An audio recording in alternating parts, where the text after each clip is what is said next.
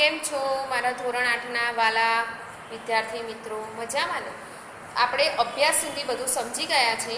હવે આગળ આપણે સ્વાધ્યાયના પ્રશ્નોના જવાબ સમજીશું. તો સ્વાધ્યાયમાં પ્રશ્ન 1 છે, प्रश्नों के उत्तर दीजिए. तो पहला है, पढ़े हुए से देखा हुआ ज़्यादा याद रह जाता है, क्यों? तो उसका उत्तर है कि देखे हुए दृश्य का चित्र मस्तिष्क में ज्यों का त्यों अंकित हो जाता है. पढ़ने से केवल मन में काल्पनिक चित्र बनता है. कल्पना में वह सच्चाई नहीं होती जो यथार्थ में होती है. इसलिए पढ़े हुए से देखा हुआ देर तक याद रह जाता है. दूसरा सवाल है, भाषा के विषय में डॉक्टर कलाम ने क्या बताया? तो डॉक्टर कलाम ने माध्यमिक शिक्षा तो भाषा के विषय में उन्होंने क्या बताया डॉक्टर कलाम ने? तो डॉक्टर कलाम ने माध्यमिक शिक्षा की पढ़ाई मातृभाषा में की थी. कॉलेज और आगे की शिक्षा में उनकी पढ़ाई का माध्यम अंग्रेजी भाषा थी. कलाम के विचार से कॉलेज की पढ़ाई भी मातृभाषा के माध्यम से होनी चाहिए. तो कॉलेज में पण मातृभाषा सीखवी જોઈએ. इसका कारण यह है कि विद्यार्थी अपनी मातृभाषा में सोचता है. હવે તમે ગુજરાતી તમારી માતૃભાષા છે તો તમારા વિચાર તમને ગુજરાતી ભાષામાં જ આવવાના ને, તમારી માતૃભાષામાં જ આવવાના ને, તમારે અંગ્રેજીમાં વિચાર થોડી આવવાના તમને, બરાબર ને?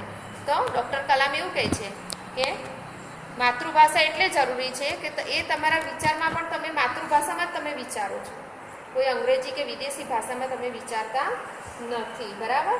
इसलिए मातृभाषा में ही अपनी बात आसानी से हम प्रकट कर सकते हैं. જેટલી તમારી માતૃભાષા ધારો કે ગુજરાતી છે તો જેટલી સરળતાથી તમે ગુજરાતીમાં તમારા વિચારો સ્પષ્ટ કરી શકો છો એટલી જલ્દી અને એટલી સરળતાથી તમે અંગ્રેજી ભાષામાં વિચારો સ્પષ્ટ કરી શકતા નથી, બરાબર? फिर भी विश्व के दूसरे देशों से संपर्क कायम करने के लिए हमें अंग्रेजी का ज्ञान होना बहुत ज़रूरी है. તો આપણી માતૃભાષા તો આપણા માટે ખૂબ જ જરૂરી છે. સૌથી પહેલાં આપણે માતૃભાષાને મહત્ત્વ આપીએ છીએ અને બીજી ભાષામાં આપણે અંગ્રેજી ભાષાને મહત્ત્વ આપીએ છીએ, કારણ કે અંગ્રેજી ભાષા એવી છે કે પૂરા વિશ્વમાં આપણે જ્યાં જઈએ ને ત્યાં આગળ અંગ્રેજી ભાષા ચાલે છે. એટલે બીજા વિશ્વમાં ગુજરાતી આપણી માતૃભાષા જલ્દી કોઈ સમજી શકતું નથી. એટલે વિશ્વ સાથે સંપર્ક આપણે રાખવો હોય તો આપણે અંગ્રેજી ભાષાનું જ્ઞાન પણ જરૂરી છે, બરાબર? ચલો હવે सवाल 3, चिराग जैन ने डॉक्टर कलाम से क्या पूछा? तो चिराग जैन ने पूछा था कि आज देश के सामने बड़ी चुनौती क्या है? तो डॉक्टर कलाम ने उत्तर दिया कि भारत को सन 2020 तक एक विकसित राष्ट्र बनाना और देश के 1 अरब से अधिक नागरिकों को, अरब एटले करोड़, बराबर, अधिक नागरिकों को सुखी बनाना ही आज देश के सामने सबसे बड़ी चुनौती है. चौथा सवाल है, राष्ट्र विकास में महिलाओं का क्या योगदान है? तो हमारा जो राष्ट्र है, हमारा जो देश है, उसके विकास में महिलाओं का क्या योगदान रहा है? तो डॉक्टर कलाम कहते हैं राष्ट्र विकास में महिलाओं की भूमिका पुरुषों के समान ही है. जितना पुरुषों को महत्व दिया गया है, उनको अधिकार दिया गया है, उतना ही अधिकार हम महिलाओं को भी दिया गया है. शैक्षिक और औद्योगिक प्रवृत्तियों में भी आज महिलाएं बढ़ चढ़कर हिस्सा ले रही है. सशस्त्र सेनाओं में भी पुरुषों के समान ही महिलाओं की भी नियुक्ति होती है. जिस तरह से सेनाओं में पुरुषों की भर्ती होती है, उसी तरह महिलाओं की भर्ती भी होती है. देश की तीनों सेवाओं में पर्याप्त महिला अधिकारी है. આપણી ત્રણેય જે સેનાઓ છે એની અંદર ઘણા બધા अधिकारी છે એ महिलाओं પણ છે, बराबर? सेना के लिए विभिन्न उपकरण बनाने में भी महिलाएं काम कर रही है. इस प्रकार राष्ट्र विकास में महिलाओं का बहुमूल्य योगदान है. એટલે કે સેનામાં જે પણ ઉપકરણો, જે પણ સાધનોનો ઉપયોગ થાય છે એને બનાવવામાં પણ એના ઉપર કામ કરવા માટે પણ મહિલાઓ છે. તો આપણા દેશના વિકાસ માટે મહિલાઓનું बहुमूल्य योगदान છે, बहुमूल्य योगदान है महिलाओं का. सवाल 5, किसी भी देश के लिए सेना का क्या महत्व है?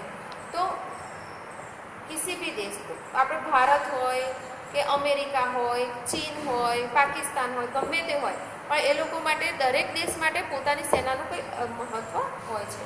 तो सेना किसी भी देश का अनिवार्य अंग है।